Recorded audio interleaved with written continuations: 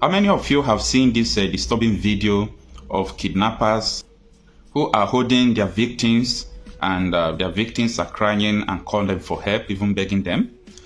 Hello, welcome to this channel. There is this video I came across and I would like us to watch it together. But before we do that, please, if you have not subscribed to this channel, please go ahead and do that. Click on the subscribe button and turn on your notification bell to keep being part of this. Then as you watch, do not forget to react and also drop your comments in the comment section. How many of you have seen this disturbing video of kidnappers who are holding their victims and their victims are crying and calling them for help, even begging them? And these are the people that they don't even know how their life is going to be in the next 24 hours. Most of these kidnappers, they hardly spare people even though they have collected a ransom from you. So this is a very troubling situation. But there is something so scary about this video, and that is what I want to share with you, and that is the purpose of this video. Mommy,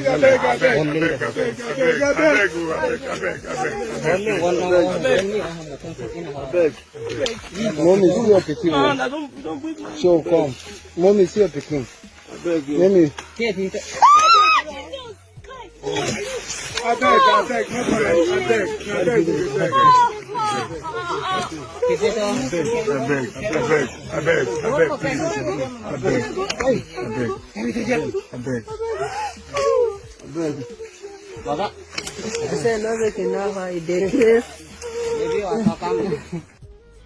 I recognize my kidnappers. Afenifere youth president who spent 12 days in captivity raises alarm over viral hostage video. I recognize my kidnappers. Afenifere youth president who spent 12 days in captivity raises alarm over viral hostage video. I want to let you know that Nigeria is operating one of the strongest terror network because security operatives are aiding them. Yes, I mean a very porous terror network in Nigeria. Afenifere youth leader was kidnapped some time ago where he spent 12 days in the detention of the Fulani terrorists. He said that by himself that people who kidnapped him were Fulani terrorists, okay? Now, after he was, bailed, he gave his testimony and everything that transpired. And even he shared with us intelligence on how people can even escape from kidnappers and how to fight all these kidnappers. If this man could recognize that the same kidnappers who kidnapped him are the one who kidnapped in another place, it means that these people have a porous network in Nigeria. I'm not, surprised about that. He was kidnapped in Yoruba land, but these people were kidnapped in another region. The same people, terror network, moving freely from north to south. And if they catch them, they say they are hunters. They go in the name of hunter, carrying shoot and run. After they enter inside the bush, then they will take their AK-47 and do what they want to do. This is what is happening. Don't let anybody to deceive you because Nigeria will be overrun very soon. When I mean will be overrun, it's not this kind of kidnappers you are seeing, okay? When you will see people marching into the town, gunning people down, it is going to happen. It's not our prayer, but it is what we are seeing. You see, when something is growing from scratch and you are monitoring the child's development, or it could be a tree or anything, you can predict what will happen next. And that is why we are predicting that time will come, these people will march in the town. Even that your Abuja, that your Port Harcourt, that your metropolitan cities, they will march it and gun people down until you people wake up to the occasion of taking your destinies into your hand. What is the essence of fighting and protecting a nation that is killing you? Instead of you to end the nation so that people can live. But the people continue to preach to you that this country is buildable, this country could be restructured. They are speaking grammars to you, but the real people are dying. The real people are being kidnapped. Now, I want us to understand what this Afenifere youth leader is saying about the people he saw in his viral video. As I said before, Sahara Reporters published that Afenifere youth leader said, I recognize my kidnappers. Okay?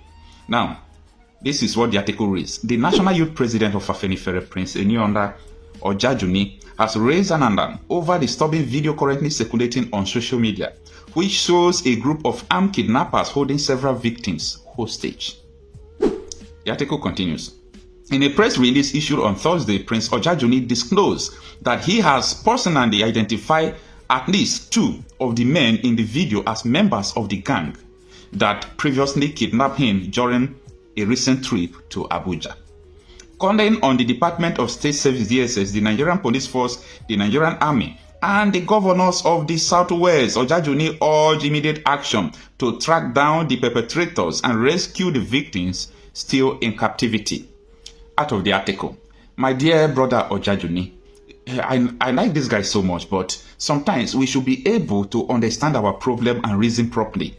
How can you call the DSS, police and army to go and do that? In Osun State, the 10 DSS were arrested for aiding Fulani terrorists. They were bundled to Abuja till today. This thing happened last month here. Till today, did you hear any news about their prosecution? I mean, the Department of State Service, go and fact check what I am saying. The Department of State Service, DSS, they arrested about 10 of their members who were aiding Fulani terrorists in Osun State. And these people were bundled, DSS people, they were handcuffed and bundled to Abuja. Where are they today? Where are they? Who sent them? So these people have a very high-profile personalities in government who are sponsoring them. There is no doubt about that. So that is why they are doing what they are doing, and they don't care. They don't care what happened because they know the powers that be. One person was giving me a story that they caught one Hausa man who committed a crime. Sorry, whether it's Hausa or Fulani, a Northerner, let me put it in that way, who committed a crime. And they were telling him that, why did you do this? He said they should wait, that he want to call Alaji, that they should take him to police station. I want to call Alaji. Why did you do this? Take me to police station. I want to call Alaji. You know why? Even though he kills person, take him to police station, a call will come and they will release him. And you tell me that this is a nation that you want to build? Anyway, let me continue with the article. And he said, I am deeply disturbed by the footage making the rounds online. Prince Ojajuni said, these are not just anonymous criminals. I recognize at least 2 of them, 2 of the men in this video. They were part of the group that kidnapped me. This is a national issue. We cannot continue to let such acts of terrorism go unchecked. And Nnamdi Kanu is in court today, telling us that the reason why he set up ESN is because of all these criminals. And for the record, before Nnamdi Kanu was taken out of picture, the ESN was doing a marvelous job, protecting people from attacks in the farms and so on and so forth. It was when Nnamdi Kanu was kidnapped, people started committing crime and calling themselves ESN. Most of them were being sponsored by the politicians just to discredit Nnamdi Kanu because of fear of influence. Take it to the bank. It is nothing but this. Now, the article continues, says, while expressing gratitude for surviving his own traumatic ordeal, he stressed the need for urgent intervention to prevent further loss of lives. This is critical opportunity for security institutions to show that no one is above the law, that criminals' acts against Nigerians will not go unpunished. We must act now. Life depends on it, he added. Ojajuni also appealed to members of the public to remain alert and to support security agencies with any helpful information that could lead to the arrest of the suspects. Reaffirming Afenifere's commitment to justice and national security, Ojajuni said the organization will continue to advocate for peace, accountability, and the protection of all Nigerians, especially the youth. Let me stop the article here because I've extracted what I want you to understand that is going on in Nigeria. It is happening every day. No one can stop them. You're watching me. Let me put this question to you. What is the exit strategy? You know why I asked this question? Like last month, I asked this question up to 7 consecutive times. What is your exit strategy? Because this terror network is not going to stop in Nigeria. Because people who ought to stop them are the one aiding them. It's not going to stop. It's not going to stop. So if it doesn't stop and these people are still going, spreading, killing people, what will be the solution? It is not only enough to say, I want to defend myself. Defending yourself is a temporal solution. How many times will you continue to defend yourself when up to 1 million people are coming every 3 months? I'm talking about terrorists. Up to 1 million people are coming into Nigeria. Go and fact check all these things I'm saying. You people should go and follow child news media and always use Google Translator to translate their news. Follow Niger Public News. Always use Google Translator to translate their news. They will report how terrorists are coming into Nigeria, but our news media, mainstream media, who have the capacity to carry out investigation and all those things, they are not doing the job they ought to do. They are not doing the job they ought to do. So the exit strategy is this. There is something that caused this, and that is the amalgamation of Nigeria. Imagine if Benin Kingdom is a separate country. Who are you to invade it and start doing all these things?